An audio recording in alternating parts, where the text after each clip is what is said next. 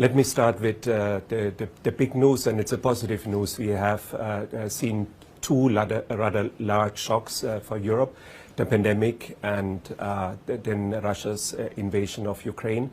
And the European economies overall have weathered that shock very well. Some of the downside risks we feared going into the winter of 22-23 did not materialize. So in that sense, we are in a good position. But we are seeing sluggish growth this year coming out of this crisis. As you said, the service economies have been performing stronger.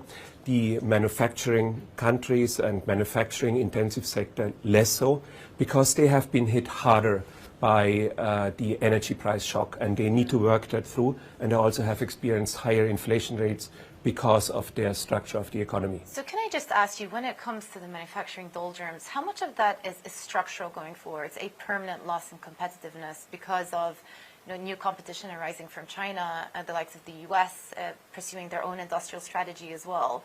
Do you think that there is a risk that Europe is permanently going to be behind the curve structurally because of these competition issues? First of all, what we are seeing right now in terms of impact is a one-off shock with having experienced these higher energy prices, and that needs to work itself through.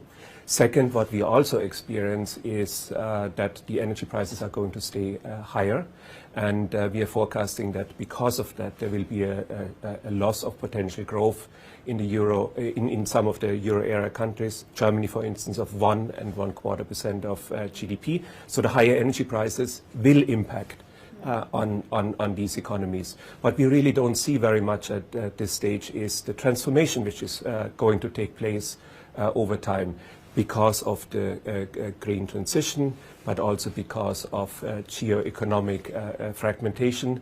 That's certainly an added layer, and it certainly will have an influence on the medium term. And in order to mitigate these kind of risks and this kind of impact, one needs to have the right policy setting. I always come back to the right policy setting. That's going to be important in order to deal with these risks and mitigate them. Sarah, when we spoke a couple of months ago, you told me that essentially the ECB should continue to tighten monetary policy, that the fight against inflation was not over. Now, you've just turned more negative on the growth outlook for the Eurozone. There's additional shocks out there. Is this the right moment for the ECB to pause for the foreseeable future?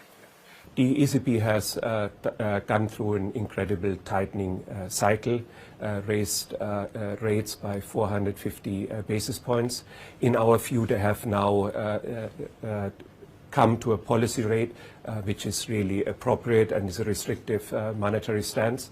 Our recommendation is that policy rate needs to be maintained into late 2024 in order to have the impact on the economy to bring down inflation.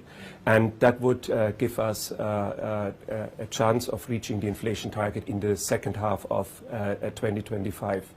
As you point out, there are lots of uncertainties going forward in terms of the monetary transmission, the inflation dynamics, the impact of external factors on economic activity. And that's why we also recommend for the European Central Bank, but also for other European central banks, to really have a meeting-by-meeting and data-dependent approach.